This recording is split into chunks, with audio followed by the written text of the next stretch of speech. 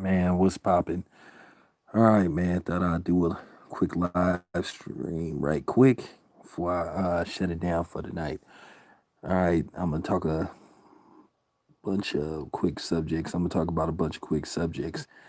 Try to wrap it up in all under 30 minutes or for as long as I can go. So, with that being said, let's begin. You know, well, Adrian is about to come out of retirement again, which we all knew that was gonna happen.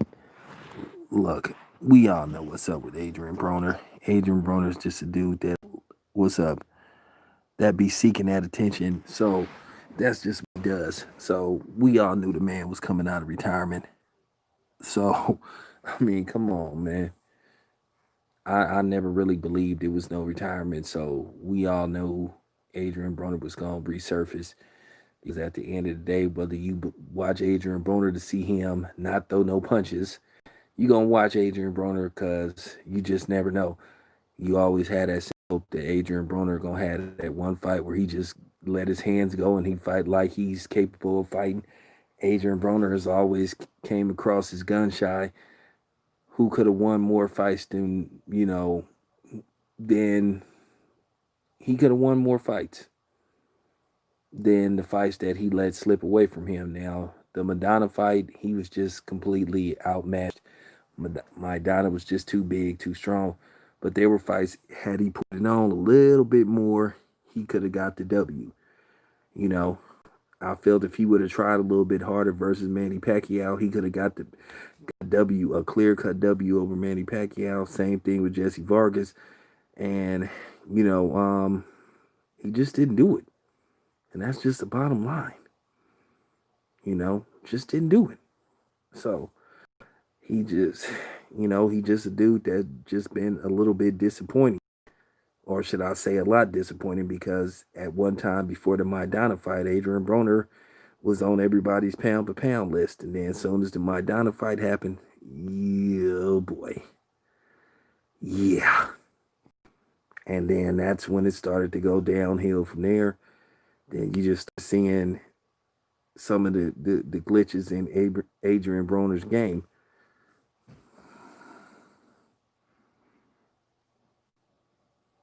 Well, yeah, I think he could have beat Sean Porter too, but the same old Adrian Broner, he just don't throw no punches. He gets gun shy, and that's been a serious problem with him, throughout his whole career, just being gun shy. So, whoever he fights, you just wonder, okay, so what Adrian Broner we gonna see? You know, we want to know what Adrian Broner is going to show up to fight. Because I mean, at the end of the day, when Adrian Broner wants to, he can be an exciting fighter. Now, it was funny just a few years ago, everybody had him.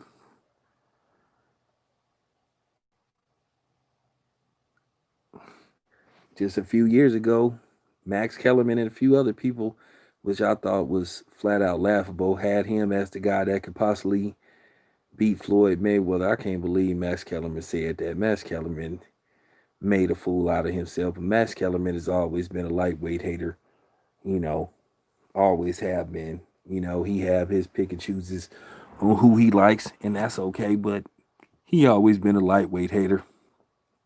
He always used to try to hate on Floyd Mayweather. So, you know, he is who he is. So now, let me move on to the next subject. I didn't said enough about Adrian Broner. So, all right. So, sooner than later, we gonna get a return date for Errol Spence. As you guys know, it is July. We're headed towards the middle of July. So more than likely, we won't see Errol Spence to around September, which means it'll be a year to the date we last saw Errol Spence in the ring.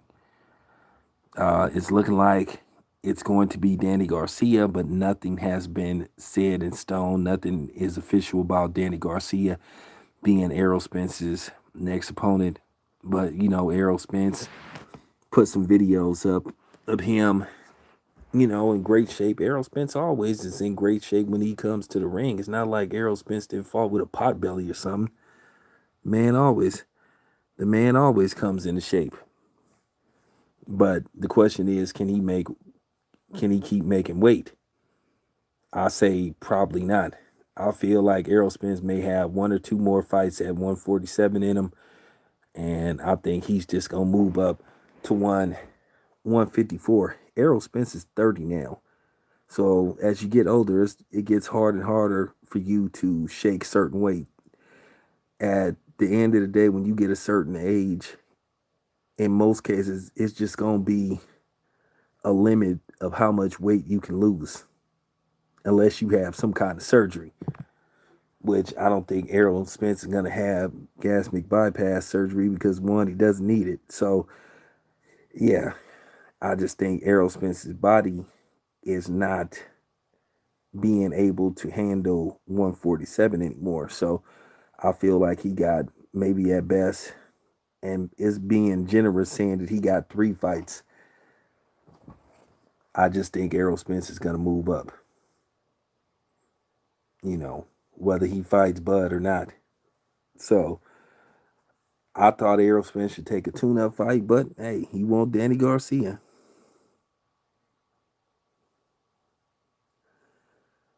I don't know if the Bud fight is going to happen, because at the end of the day, that fight need to have a certain amount of dollars tied to it that's suitable for Errol Spence and Bud.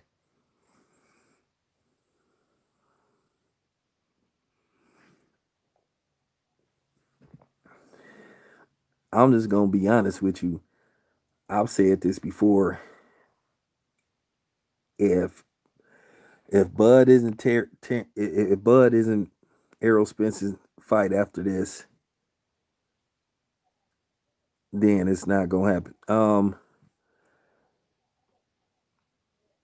At this point, if Errol Spence moves up to 154, they might give him Lara. And I say that with caution because Lara is starting to get long in the tooth. So I think I think they might give him somebody like Lara. I don't know about Jarrett Hurd as your first fight at 154. I don't think that would be good for Errol Spence. I think just because just because Jarrett Hurd is just big, I don't see them giving that to Errol Spence like right now. Lara is like about 5'9", 5'10". He's a little bit smaller. So they would give him Lara, because Lara is long in the tooth now, and he done been through some wars. They're not gonna just, as soon as Errol Spence go up to 154, they gonna line him up with Chalo, Lubin, guys like that. And that's the funny part. If he does move up to 154, then well, what does his trainer do? For real. So you have to wonder, what does this trainer do? What does Derek do? So I don't know. Like I said, they're gonna give him a soft touch. They might pull Van der Rosen, they might pull him out, they might pull him off the couch again. Marta Rosen. Yeah, it would be a good fight, but it ain't gonna happen. It ain't gonna happen.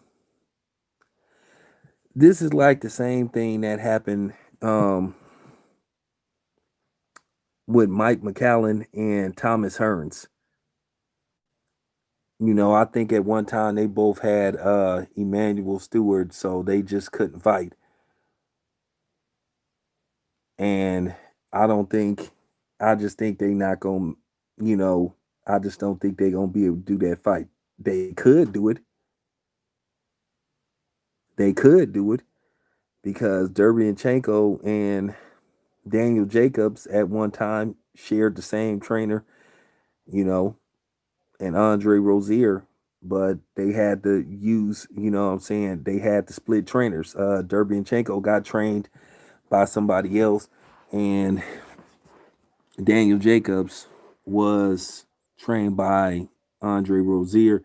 And if I'm not mistaken, that fight happened at the Barclays Center where basically nobody showed up.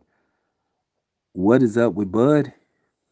Um, well, basically the same old, same old. He can't get a marquee fight. And once again, the excuses ring out. It's just excuse after excuse why Bud can't fight people from the opposite side of the street. That bullshit. And it's just to the point I'm tired of hearing it. Just tired of talking about it.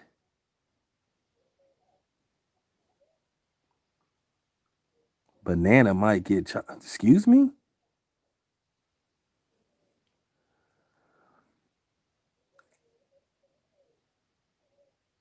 I done came to the conclusion. I already did a video. All you hear these niggas on the other, you know, these PBC extremists holler about money is the excuse why they haven't fought Bud. All you hear is this shit about, oh, they gave Amir Khan $5 million and they didn't offer that to Danny Garcia. Like I keep saying, Danny Garcia should have asked for $5 million, and more than likely at the time they was trying to make that fight off the Danny Garcia probably would have made an additional $2 million. They offered him $3 million up front. He didn't take the shit.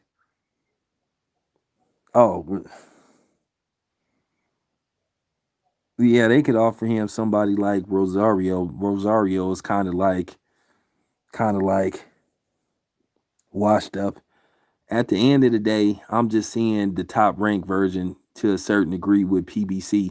And I'm not finna be one of these niggas that's just finna sugarcoat the shit and just like not call it like right down the middle.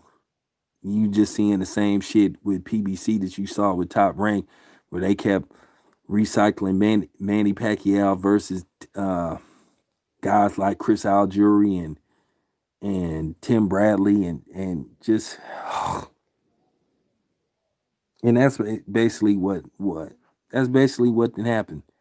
But I got somewhat good news. Basically, now the latest rumor is, you know, from a reliable source that they have reset their sights on Sean Porter or Keith Thurman.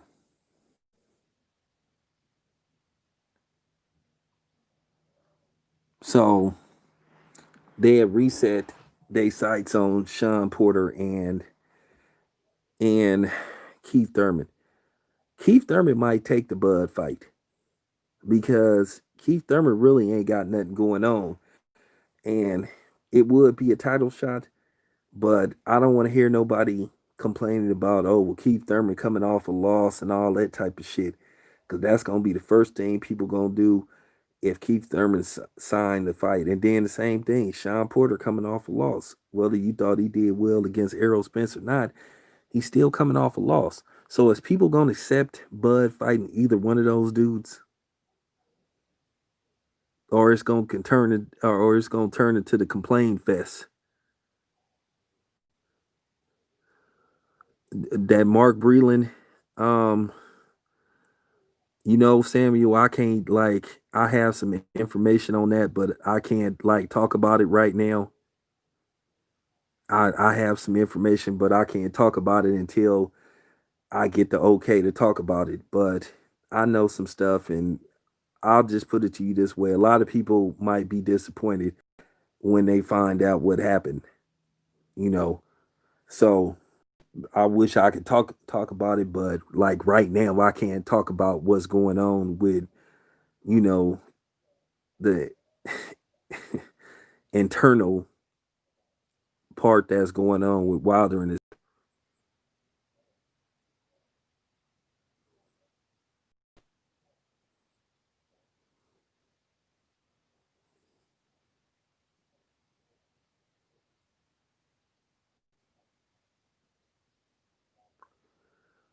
Like I said, I like I said, I can't say what happened, not till more information come out, not till I get clearance to talk about it. Because, like I said, it's a real touchy subject.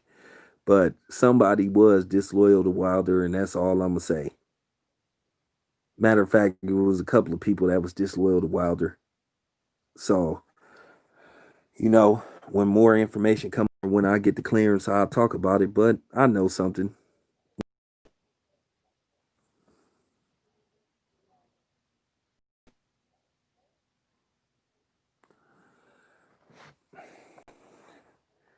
Well,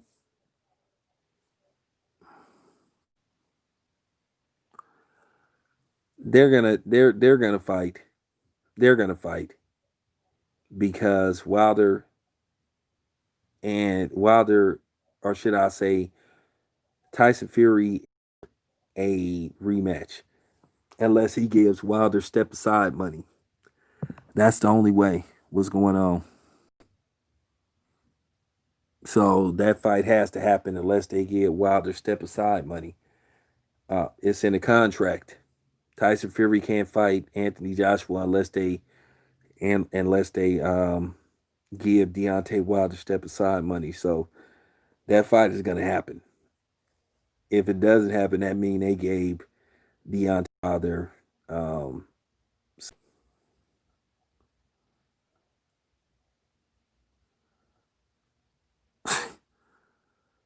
hey, hey, H, send that to link that to one of my videos.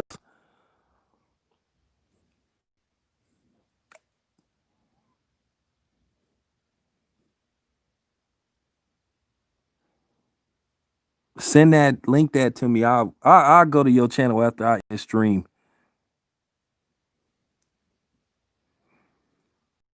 They have to give Wilder. Well, that's the thing. It's in the contract to give Wilder a rematch. So the trilogy is gonna happen. If it doesn't happen, then that means Wilder got some step aside money. But I just think this fight is just too important to Wilder. It's gonna happen. But I do got to give y'all a heads up. They gonna try to do a repeat. Okay, send the video. Just link it to any one of my recent videos. You can even link it to the Will Smith videos. I'll check it out. I just got some bad news because I'm just going to tell y'all they gonna try to pull a fast one with the tickets again. They gonna try to like up the price of the tickets to where, well, basically us Negroes won't be able to get a ticket. They gonna try to like skyrocket those tickets because they supposed to have it at Alliance Stadium where the Raiders play at, the Raiders' new stadium. So what they gonna do is what they gonna do is, which I told y'all this was gonna happen. They gonna try to go 25,000 capacity, and to make up for the money in the pay-per-view, the tickets is gonna be like absurd, the ticket prices.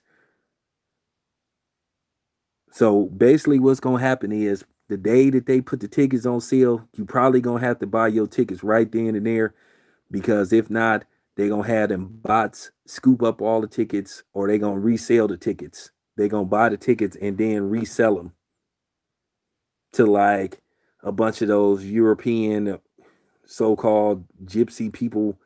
So, us black folks, we gonna have to be on top of our game. So I'm already putting some money to the side.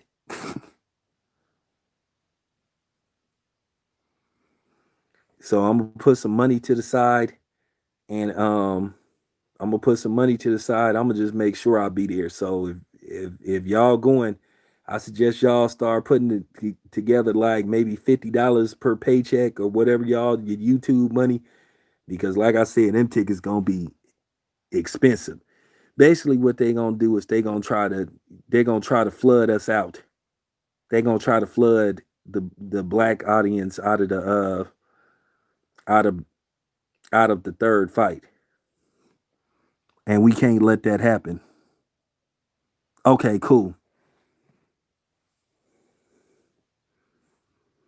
So I'm just telling y'all now, man, if y'all plan on going to Wilder Fury 3, Y'all need to start saving y'all money right now. So I already put 500 to the side just for the ticket alone.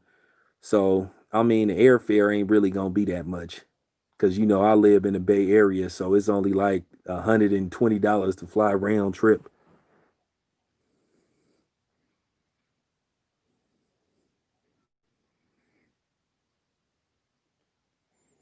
But I will try to be there.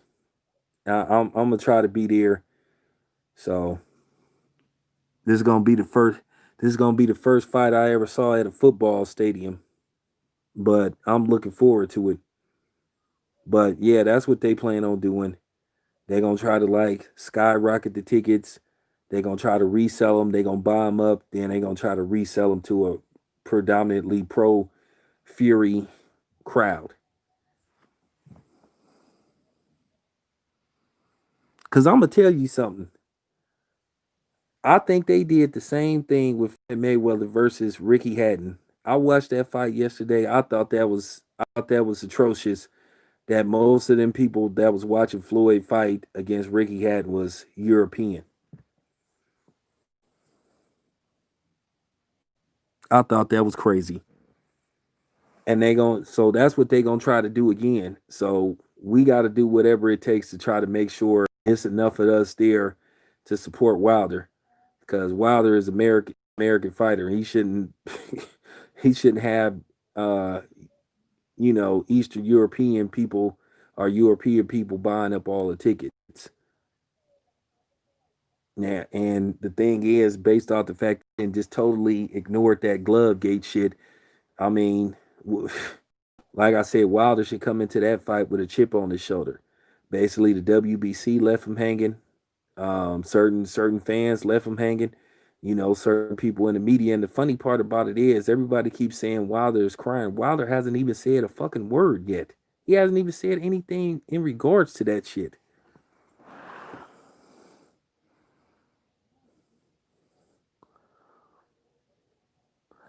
Well, usually what they be doing, I'll give you an example.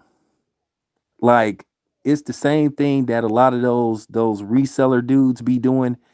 Like when the Jordans come out, like when a new release come out, a lot of them dudes know how to like run bots so they can buy up all the Jordans and like resell them. So that's what they do with the tickets.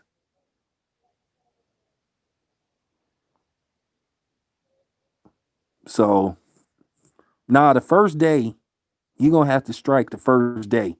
The first day they gonna be cheap or relatively cheap.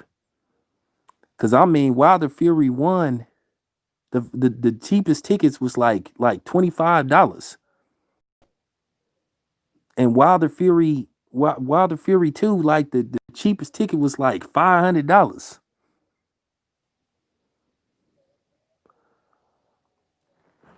Fury ain't got no damn fans. They gon' like I said, they gonna buy a lot of the tickets. They gonna resell them for the high, and then the rest they gonna comp.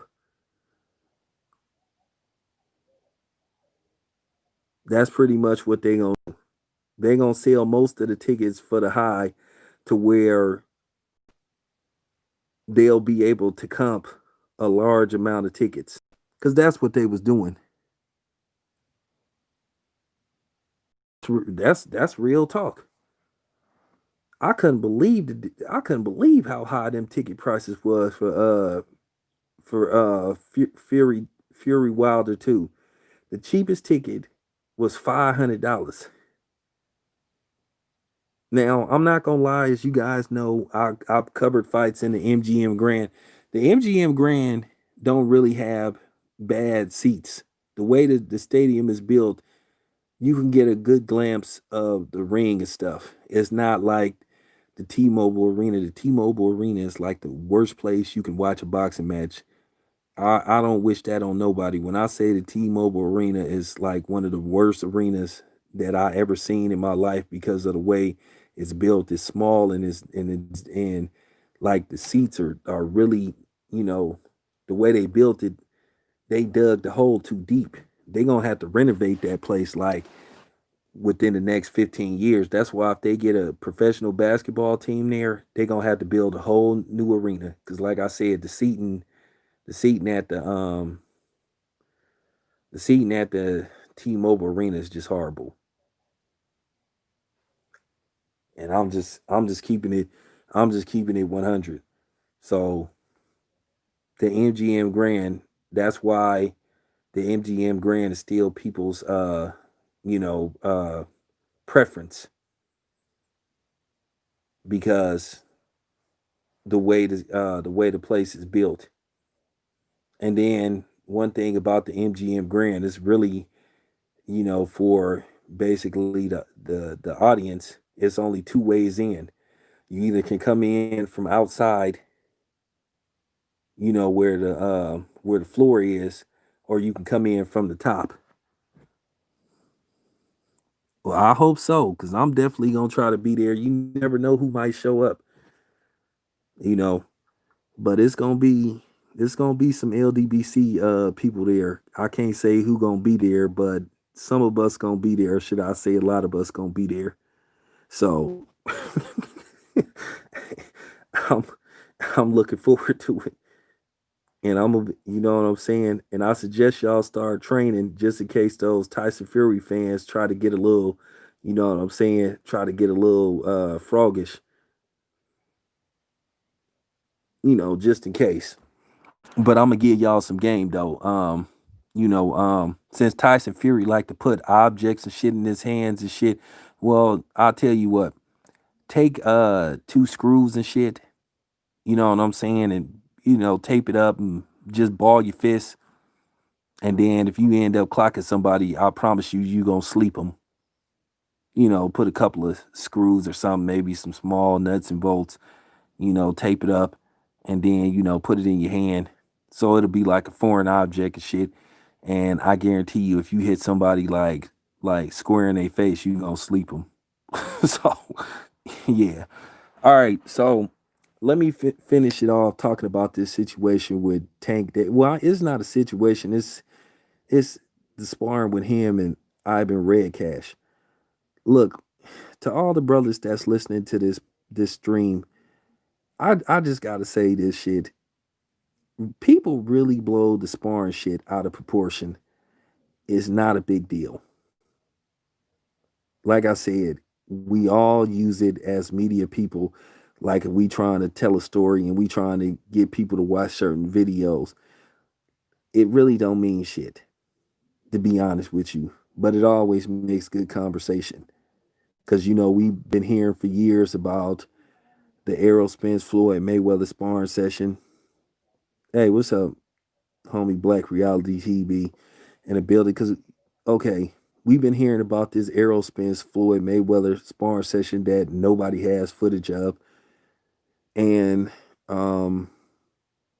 you heard about Floyd, because Floyd started this shit about this no filming shit. So Floyd sparred with some white fighter, and he allegedly got the best of Floyd like the first few rounds, and word got out. So I never saw any footage of it. So then Floyd was talking about nobody can film him spar. So that's how a lot of that shit started. I swear to God, anybody that's listening to this stream, just type up Muhammad Ali sparring, Sugar Ray Leonard sparring. You will clearly be able to see footage of them dudes sparring. Thomas Hearns sparring. This was just something that people ran with for some reason. They just took something, they ran with it, and they made it seem like, oh man, like, look, I'm giving y'all my word. Watching somebody spar don't have no bearing on whether somebody gonna win the fight or not. It just doesn't in most cases. And like I said, the only reason why I talk about that Rolly Ryan Garcia situation is because Rolly beat the shit out of Ryan Garcia in sparring. But for some reason, Ryan Garcia want to fight everybody but Rolly. And I mean, Rolly fucked him up to the point to where Ryan Garcia's parents made him stop. I mean, he bloodied his nose and everything. So Ryan Garcia ain't been looking for that smoke. But yeah, don't be too far drawn back by sparring because, like I said, real talk. I remember I got like, yeah, okay, yeah. I remember when I got a phone call from somebody about a video I did where I didn't even film the sparring session. I just talked about it. And the dude got really mad at me. I ain't gonna say who he is. He got really mad at me. and and I just was like, "Are you serious?" But I ended up taking down the video, but I wish I wouldn't have took it down because like I said before, I think it's something that's just blown out of proportion. Trust me, you guys. Sparring is just sparring. You got on headgear, you got on 16 to 18-inch gloves. It's not a real that's why they call it sparring. In most cases, you not even really gonna take no real punishment. You ain't really gonna get hurt. So yeah, that's yeah, just for real. It's just always been something that's been overblown. They got plenty of footage of Muhammad Ali sparring and Larry Holmes sparring. Like I said, I don't know how it became this this secret shit, this secret shit that it is now. It's just shit is just fucking crazy. For real. And then they only showed like 30 seconds. Now, I'm not gonna go all the way in on Tank and say he shouldn't have filmed the shit and that was a bitch ass nigga move and all that shit. I mean, if they asked him not to film it, he shouldn't have filmed it. But come on, man, we knew they was gonna film it. We knew they was gonna film the shit.